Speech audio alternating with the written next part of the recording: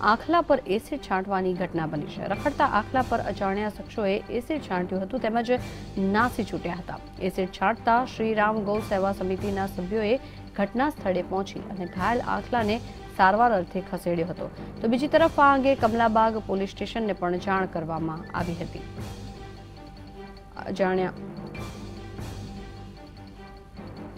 આજ અંગે વધુ માહિતી મેળવી સંવાદદાતા વિપુલ પાસેથી। જી વિપુલ, જણાવશો, અજાણ્યા શખ્સો દ્વારા એસિડ છાંટવામાં આવ્યું છે આખલા પર, શું છે સમગ્ર માહિતી? હા, ઘટના ચોક્કસ જણાવેલું થોડા દિવસ પૂર્વ પહેલા કે બોખીરા વિસ્તારમાં છે કે ગાયો ઉપર વાછરડા ઉપર છે એસિડ છાંટવામાં આવ્યું હતું, પરંતુ ત્યારબાદ થોડા દિવસોની અંદર જ આ બીજી ઘટના બનવામાં આવી છે કે આખલા ઉપર છે કોઈ અજાણ્યા શખ્સો છે, આવારા તત્વો છે તે એસિડ છાંટી અને નાખી છૂટ્યા છે। જે આખલાને વધારે એસિડ છાંટ્યું તેને તાત્કાલિક શ્રીરામ સેવા ચેરિટેબલ ટ્રસ્ટ આવી અને તેને તાત્કાલિક સારવાર માટે હોસ્પિટલે ખસેડવામાં આવે છે।